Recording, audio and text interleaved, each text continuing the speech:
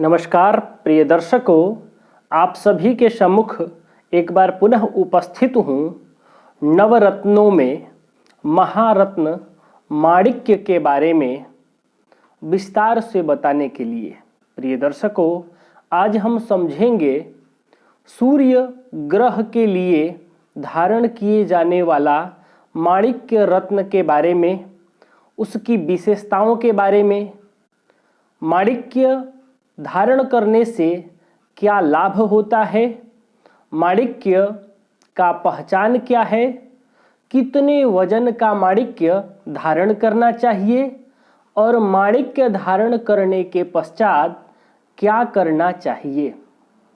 प्रिय दर्शकों, जन्म कुंडली में जब सूर्य योग कारक अवस्था में हो और योग कारक होकर निर्बल हो, बलहीन हो, बलिष्ठ नहीं हो, तो इस अवस्था में जातक को माणिक्य रत्न धारण करना चाहिए। आप लोग सदैव यह ध्यान रखें कि जब सूर्य जन्म कुंडली में योग कारक अवस्था में हो, शुभ अवस्था में हो, शुभ फल करने वाले बन रहे हों, लेकिन बलहीन होने के कारण, बलिष्ठ नहीं होने के कारण वह उत्तम फल देने में असमर्थ हो रहे हों, तो इस अवस्था में सूर्य का रत्न माणिक्य को धारण करना चाहिए। इस माणिक्य रत्न को संस्कृत में पद्मराग कहा जाता है या माणिक्य कहा जाता है। हिंदी में मणिक और अंग्रेजी भाषा में रूबी कहा जाता है।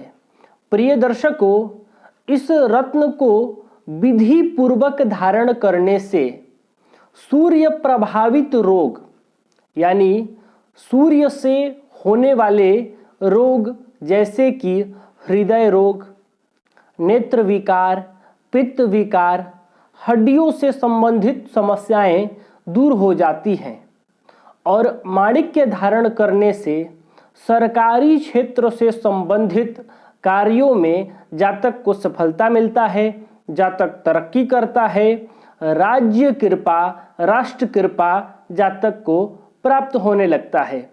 माणिक्य को धारण करने से जातक में शक्ति, साहस, ऊर्जा और आत्मविश्वास की वृद्धि होती है। जातक में नेतृत्व करने की क्षमता बढ़ता है जब जातक माणिक्य धारण करता है। प्रिय दर्शकों, असली माणिक्य का क्या पहचान है? असली माणिक्य को हम कैसे पहचानें? नवरत्नों में महारत्न है यह, इसका पहचान हम कैसे करें? तो आइए जानते हैं असली माणिक्य कैसे हम पहचानें। प्रिय दर्शकों, यह लाल रंग का पत्थर होता है, जैसा कमल के समान। कमल का रंग जिस प्रकार का है, उस प्रकार का लाल कमल के समान माणिक्य होता है। या आप इसके कलर को, इसके रंग को इस प्रकार से समझें, जैसे दहकते कोयले का रंग होता है, उस प्रकार का यह रत्न होता है, उस रंग का। और असली माणिक्य कांति युक्त चमक लिए हुए होता है और हथेली में रखने पर कुछ उष्णता महसूस होता है और सामान्य वजन से कुछ भारीपन लिए हुए होता है। ऐसा महसूस होता है कि यह पत्थर वजनदार है, सामान्य वजन से अधिक वजन महसूस होता है। माणिक्य को धारण कब करना है, कितने रत्ती का करना है और कब करना है, इस पर भी विशेष ध्यान रखना चाहिए।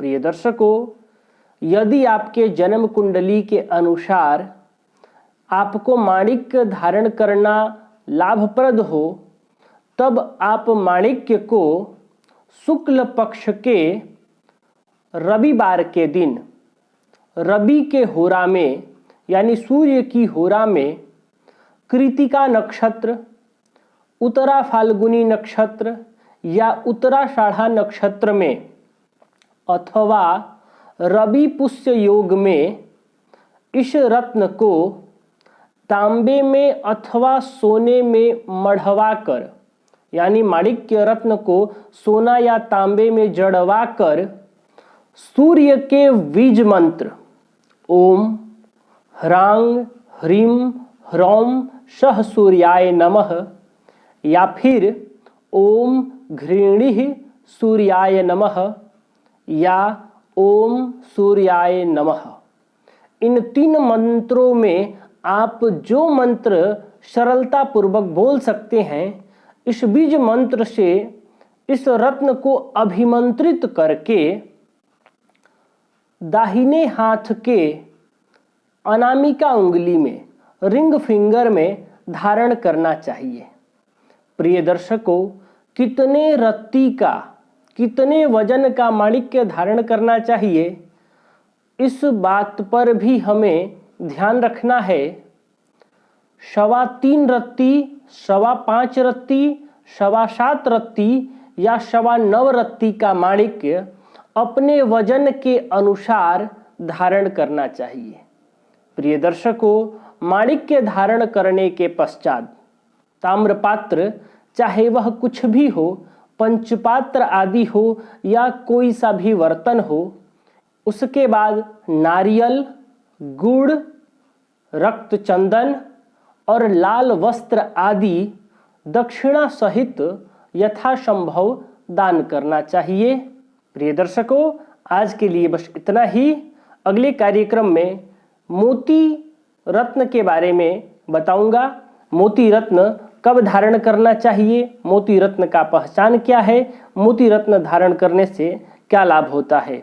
तब तक के लिए अनुमति चाहता हूं। नमस्कार।